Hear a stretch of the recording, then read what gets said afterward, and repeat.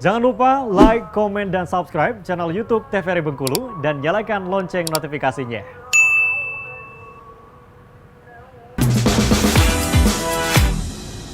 Balik lagi di Opini, obrolan pas di sini. Nah, pemirsa masih bersama dengan Miss Nia di sini. Dan Miss, kita lanjutin lagi nih cerita tentang anak-anak yang mana dunianya memang dunia bermain. Iya, betul. Artinya toddler ya, Miss, ya, murid-murid di kelas itu. Lebih ke toddler. Para toddler yang ya luar biasa. Yang cukup. Pernah nggak sih, Miss, di kelas itu ada kejadian apa gitu? Mungkin juga Miss sampai sekarang tuh ingat, dia pernah ini nih gitu.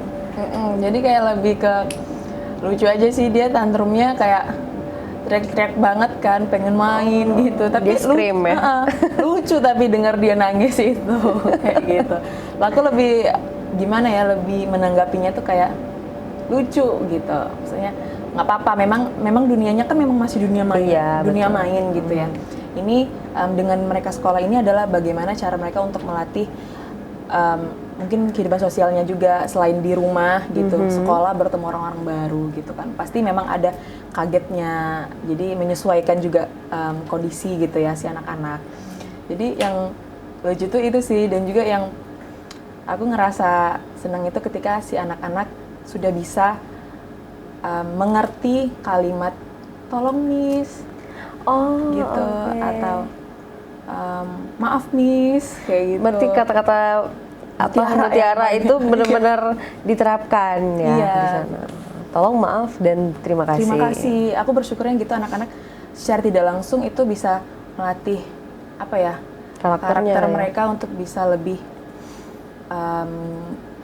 dengan kata-kata, 3 kata-kata itu tuh sebenarnya udah bisa bikin orang lain itu merasa dihargai gitu, betul. memanusiakan Memanusiakan manusia lah begitu anak ya. kecil ya. Aku ngerasanya kayak gitu. Anak kecil tapi udah mengerti hal tersebut. Jangan sampai nih yang gede-gede malah nggak tahu 3 kata mutiara tersebut. Maaf, tolong, dan juga terima kasih. Sekarang kan udah banyak tuh yang mulai abai tentang hal tersebut ya, Miss ya. Nah, kalau kita lihat nih berbagai macam permasalahan anak-anak yang ada di sosial media nih, Miss, karakter anak yang mana masih kecil udah tahu hal-hal yang seharusnya mereka belum tahu nih di umur segitu, terus juga yang ngomongnya kasar tapi masih dianggap lucu sama sama orang-orang dewasa. Itu gimana sih, Miss, tanggapan Miss? Ya sebenarnya itu tadi ya, karena karakter anak itu memang dibentuk sejak dini. Anak itu merupakan seseorang yang perekam pendengar yang baik. Oh ya. Jadi apa yang mereka lihat, apa yang mereka dengar, itu benar-benar harus sebisa mungkin orang tua, bahkan jadi pelajaran juga buat saya selaku Miss ya, menjaga banget kata-kata yang tidak enak didengar gitu, karena memang anak-anak seusia toddler itu 1,5 tahun sampai 3 tahunan itu benar-benar mereka itu ngerekam semuanya gitu. Jadi benar-benar tidak menutup kemungkinan bakal diikuti nantinya gitu. Jadi sebaik mungkin kita selalu menunjukkan dan memberitahu semua hal dan semua kata-kata yang baik gitu untuk didengar oleh anak-anak. Oh begitu. Benar, harus hati-hati pokoknya Harus ngomong dan hati-hati. bertingkah laku gitu ya, karena mereka melihat kita sebagai contohnya. Contoh. Yang sampai menjadi contoh yang buruk nih pemirsa.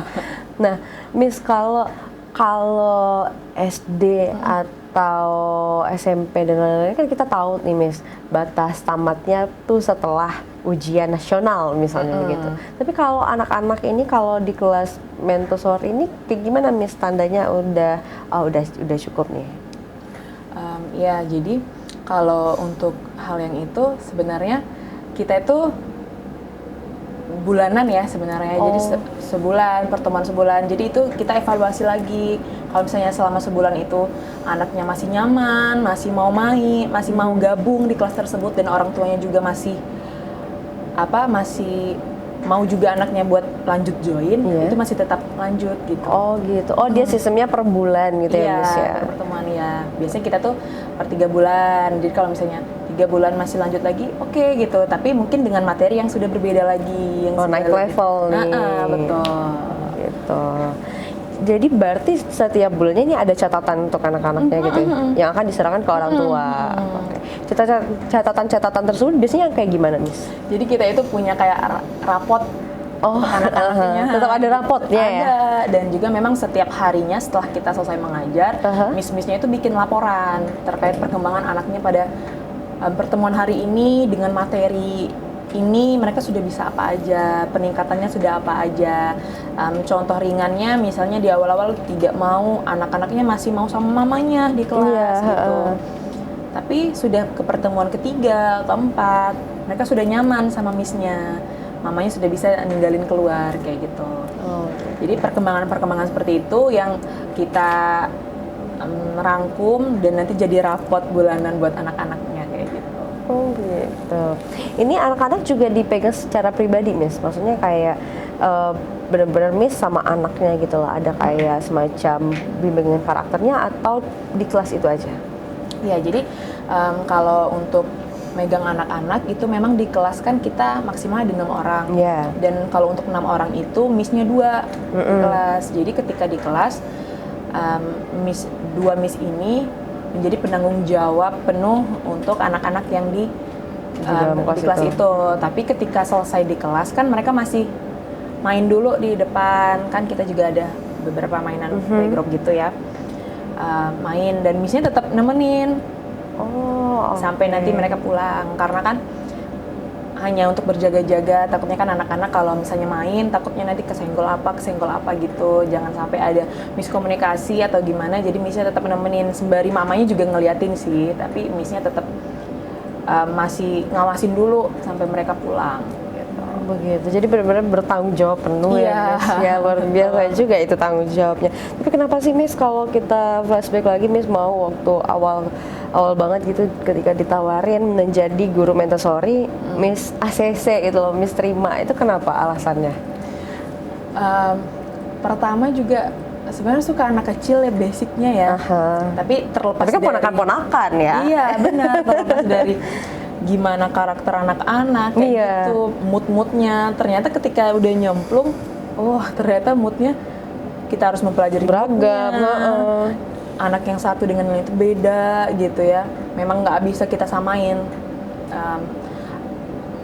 semuanya lah gitu kan, beda-beda anaknya. Pas awal tuh udah mulai ngerasa bisa nggak ya, sanggup nggak ya gitu. Jadi sempat dilema juga untuk terima tawaran itu sebelumnya. Tapi nggak apa-apa deh, dicoba dulu. Kalau nggak dicoba kan kita nggak pernah tahu ya gimana. Kita coba dulu. Pertemuan pertama, kedua agak masih belum stabil, aku juga. Tapi pertemuan 3 ternyata seru juga ya. Ketemu anak-anak yang cantik-cantik, ganteng-ganteng, lucu-lucu, pinter-pinter. Lama-lama ya terusin dulu deh gitu. Dia suka. Jadi aku nggak terlalu ngeklaim diriku sebagai guru juga gitu loh. Jadi kayak teman bermain. Benar-benar masuk ke dunia mereka artinya ya, Miss ya. Yang harus menyesuaikan bagaimana mereka. Ada nggak sih, Miss, tingkah laku mereka atau apa yang mereka lakukan di kelas 1 sama Miss sendiri yang menurut Miss itu cukup berkesan dan membuat haru gitu? Ya itu tadi sih kalau menurut aku yang lebih membuat aku haru tuh ketika mereka tuh sudah bisa mengerti gitu untuk minta tolong sama Miss-nya. Itu aku ngerasa kayak mereka sudah mengerti gitu ya. Misalnya dia aku kasih materi apa, dia nggak bisa, Miss tolong Miss sini aja Miss, jangan jauh-jauh, nanti aku nggak ada temennya. Kayak gitu. Jadi sweet banget sebenarnya anak-anak gitu ya.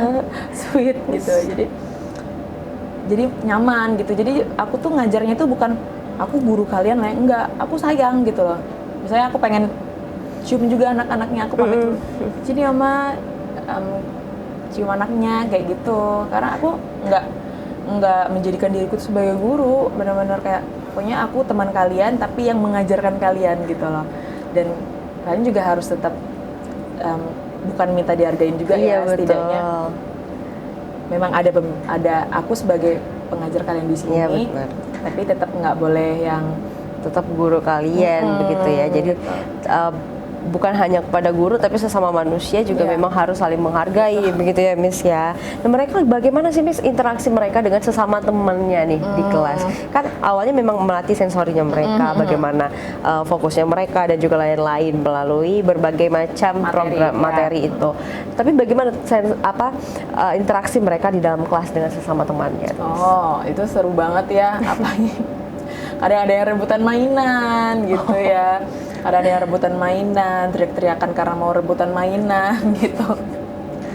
Tapi balik lagi, Miss-nya harus pinjemin dulu yang ini ya gitu. Saya nggak mau, Miss-nya harus punya 2 gitu. Oh, jadi harus banget nggak punya pilihan ya. Ini 2, tapi nanti ketika mereka sudah lupa sama mainan itu, Miss-nya ambil lagi, fokus lagi sama materi yang dikasih gitu, main lagi gitu. Tapi berarti melatih mereka bagaimana juga bisa berinteraksi dengan teman-teman seumurnya berarti ya Miss ya. Jadi kayak tidak juga kita biarkan ya, maksudnya kalau untuk merebut-rebutan main itu hal yang biasa untuk anak-anak ya. Tapi gimana mereka tuh harus bisa punya komunikasi, apalagi komunikasi antar bayi ya. Kadang bayi itu di umur 1,5 tahun tuh bayi itu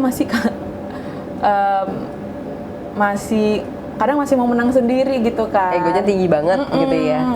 Tapi juga karena diimbangin juga sama mama-mamanya, jadi ini ya jangan ya, maksudnya harus bisa mengerti mengalah. Tapi bukan mengalah tuh karena kalah ya. Cuma gimana ya, harus punya hubungan yang baik gitu sama si teman di kelas. Jadi ketika nanti mereka udah beneran sekolah nih di TK gitu ya, dengan ada mereka gabung di sini, itu bisa membuat komunikasi sosial mereka tuh sudah bisa lebih baik. Sudah bisa lebih baik itu.